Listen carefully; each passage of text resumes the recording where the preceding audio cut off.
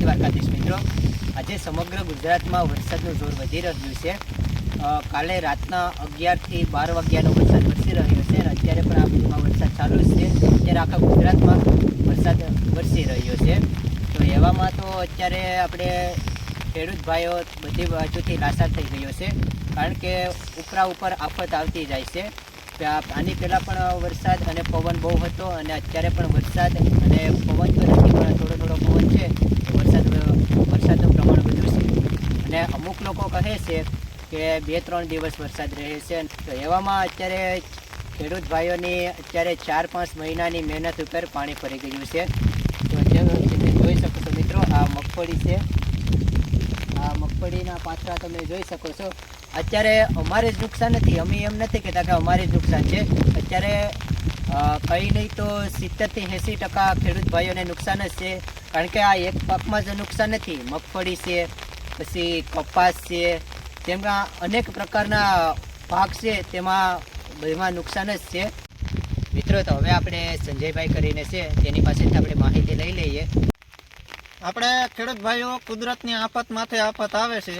આપણે થોડાક સમય પહેલાં પણ આફત આવી હતી, વરસાદ અને પવન, એમાં કપાસનું તો હાવ વાય વાટલો કરી નાખ્યો છે। તો હવે આપણે મગફળીના પાથરા છે તો મગફળીનો વાય વાટલો કરી દીધો છે અને આપણે એકને નુકસાન નથી, આપણે અમારે એટલો પાક છે, ઝાઝા બધીને આપણે પાથરા પડ્યા છે। હસતા અમુકને બસારકને પાલો નહોતો, થોડો પાલો છે, તો એ પાલો આખો બગડી ગયો છે। અને ખેડૂત ભાઈઓ અટાણે સિઝન એવી ચાલે છે કે મગફળીમાં અમે રાતે 10 વાગ્યા લગી ફેસર સાચીએ છીએ, છતાં પછી ખેડૂતની હદ હોય કોક કે થાકી જાય તો એ સૂઈ જાય, એટલે એની હિસાબે અમુક પાલાના ઢગલા પણ ઢાંકા નથી, અમારે પાલાના ઢગલા પણ પલળી ગયા છે। તો તમને પાલાના ઢગલા પણ અમે બતાવ્યું કે કેમ પલ્યા છે। આપણે મગફળી વાયા એને 133 દિવસ થયા છે। હવે આપણે આમાં રાપ ફેરવી નાખી છે। આપણે આ 6 વીઘાનું પડું છે, આ તમે જો આખું આપણું પડું, એમાં થોડોક આપણે કપાસ કર્યો છે અને આપણે 5 વીઘાની મગફળી કરી છે ને કપાસ 1 વીઘાનો કર્યો છે। તો હવે મગફળી આપણે વાવણી આવી ત્યારે આપણે વીઘે 20 માણા બિયા વાયા હતા 1 વીઘે, કારણ કે સૂકો આવે, ફૂગ આવે અને મૂંડા લાગે, એના કારણે આપણે બિયારણ થોડુંક ઘાટું ઉતારવું પડે, નકર પછી તમે પારવું બિયારણ રાખો તેમાં વધારે શક્યતા રહે। તો હવે આપણે મગફળી પલળી ગઈ છે, વરસાદ કુદરતી છે, હવે વરસાદ ચાલુ થયો છે તો આપણી મગફળી પલળી ગઈ છે, તો પાલો આપણે બગડી જાહે, પાલો સારો નહીં રહે, કારણ કે વરસાદ હસતા વરસવાનું ચાલુ જ છે, વરસાદ વિરામ જ નથી લેતો। હાલો તો આપણે મગફળી જોઈએ, આપણે 32 નંબર છે। આમાં આપણે કંઈ પાણી વાળ્યું નથી, આ બધું ભગવાનની દયાથી થયું છે અને આમ સારું છે, આપણે ખર્ચા પાણી નીકળે એમ છે ને બી થઈ જાહે, આપણી મહેનત માથે નહીં પડે, નકર આમાં 3 થી 4 છંટકાવો આપણે દવાના કર્યા છે અને આપણે બાજુમાં કૂવા પણ છે। હવે 133 દિવસની મગફળીથી હવે કાઢવાનો સમય હતો તો ખોટું આપણે ઓસ્ટોપ લંબાવવા અને મહેનત કરવીને પાણી વાળવું, તો પાણી વાળીએ તો આપણે પાંદડા ખરવા માંડ્યા હતા, 2 દિવસ આપણે વેસલા ગાળામાં ઝાકળ વધારે પડ્યો હતો એટલે પાનહુર ખરવા માંડ્યા હતા અને હાવ માંડવી પીળી રેડ થઈ ગઈ હતી। હવે માંડવીમાં પાકય બહુ સારો છે આમ તો, કારણ કે પાણી નથી પાયું ને એટલે દાણાદારને એમ તો સારું છે, પાક તો સારો જ છે બહુ। આપણે શેઢા પાડોશી હોય, હવે ખેડૂત ભાઈને કોક દીક પણ કોકની કામ લાગે, કારણ કે આપણે શેઢા પાડોશી રહ્યા એટલે આપણે ઘર જેવો સંબંધ હોય શેઢા પાડોશી હારે, અને ભાઈઓ જેમ આપણે રહેવાનું ને, આપણે બાજુમાં થેસર હાલતું હોય અને એ લોકોને માણસોની તંગી હોય તો એ આપણે કહે કે ભાઈ ઘડીક મદદમાં આવજો, તો આપણે જઈએ મદદમાં, કારણ કે એ લોકોને વિચાર હોય આ વરસાદની હિસાબે, આગાહીની હિસાબે એ લોકો માંડવી કાઢવા માંડ્યા થાય બધી, તો આપણે બધીની ઠેકાણે ઢાલ દેવા જઈએ છીએ અને એ લોકોને પાલો બગડે નહીં અને સારી રીતે મગફળીને બધું હસવાઈ જાય ને, કારણ કે અમારે મગફળી એક નથી બગડી, જો કારણ કે કપાસ બગડ્યો છે, પછી સોયાબીન અને અનેક પ્રકારના પાકો બગડ્યા છે, કારણ કે થોડીક વરાપ હતી એટલે આપણે દિવાળી પહેલાં બાજરા તો બધી હંસવાઈ ગયા છે અને દાંડરના ઓઘા કર્યા છે. એટલે એ ઓઘા તો અમુક ખુલ્લા હોય ને અમુક વે ઢાંક્યા હોય અને અમુક વે દાંડર ઘરમાં ભરી દીધું હોય, એટલે દાંડર અડધો રસ્તો તો પલ્લી ગયું છે. આપણે માલઢોર સામું જોવાનું છે, કારણ કે માલઢોરનો સારો બગડે નહીં એના માટે આપણે જવાનું કરવી છે. આપણે પાથરા ફેરવ્યા તો હવે આપણે આને પાછા ડાળાને હાવ ખોલવા પડીએ ને આ રીતના પોળા કરીને સૂકવવા પડીએ, તો મહેનત આપણે ડબલ થાય. હવે ખેડૂતના દીકરા છે તો ખેતી કામ કરીએ તો એ ખેતી તો કરવી જ પડી છે આપણે, અને દાળિયા બે શેર રાખીને આ પાથરા જરાક વીખવા પડીએ. આપણે દાંડરનો ઓઘો કર્યો છે તો ઓઘો તમે જોઈ લો ખેડૂત ભાઈઓ. હવે આપણે ઓઘો તો કરી દીધો છે, હવે આપણે કાંઈ ટાઈમ રહ્યો નહીં જળકો કે તાલપત્રી ઢાંકવાનો, એટલે ઓઘો પલ્લે છે. હવે દાંડર છે તો વાંધો નહીં, હવે પલ્લે તો કઈ રીતનું કરીએ. અને આપણે એટલા શેઢે અમારી શેઢે માંડવી ઝાઝાવે કાઢેલ છે રાપે.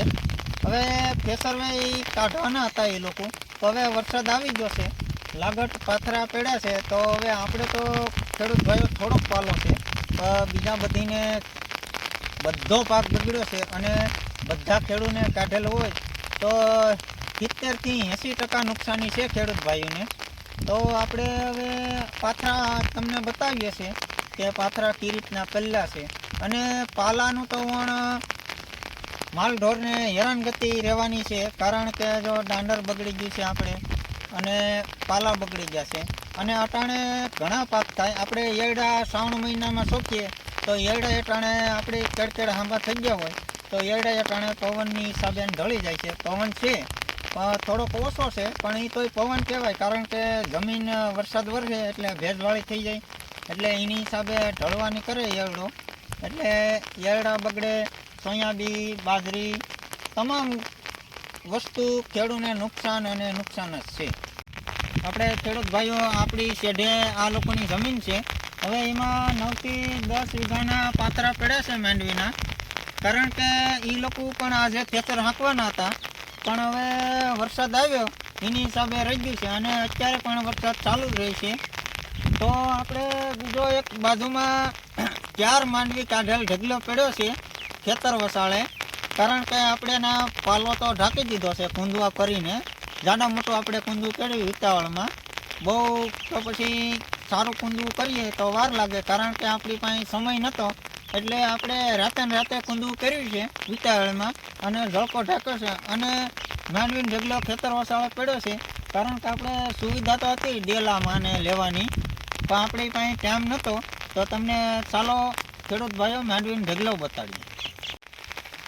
આપણે આ માંડવીનો ઢગલો છે એને આપણે તાલપત્રી ઢાંકી અને પવન હતો એની હિસાબે આપણે આજુબાજુમાં પથ્થર મળે નહીં તો આપણે અહીંયા નાળિયેરું છે તો પછી તેના સુકલ પાના પડ્યા હતા એ પણ આપણે નાખી દીધા. અત્યારે આ તાલપત્રીમાં પાણી પણ ભર્યું છે, તો હવે માંડવી પલ્લેની તો સારું છે, કારણ કે આપણે આમાંથી માંડવી વીણી નથી. આ પથ્થરો તો જો તમે, આમાં ખેડૂત ભાઈઓને નુકસાન જ છે, કારણ કે એને આ બીયા છે, હવે આ બીયા આપણે પલ્લી ગયા છે, એટલે આ બહુ વીણા છે નહીં, આ બીયા ફેલ જ જવાના છે.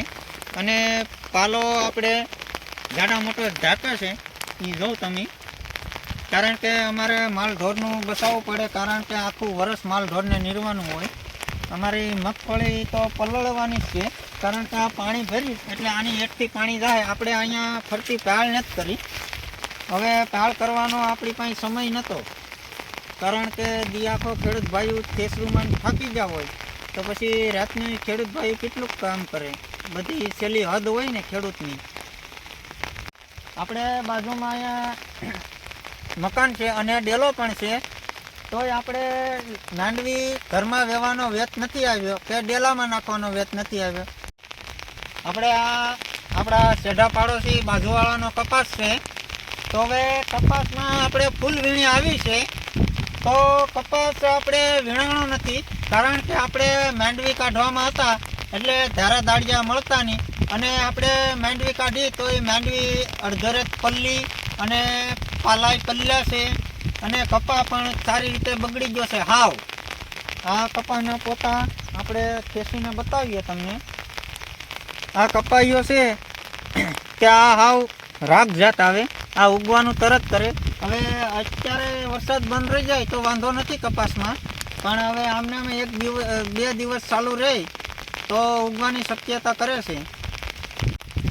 આપણે આ પવનની હિસાબે પોતા પણ થોડાક હેઠા ઢળવા માંડ્યા છે અને કાલામાંથી આપણે ખેંચાઈ ગયા છે.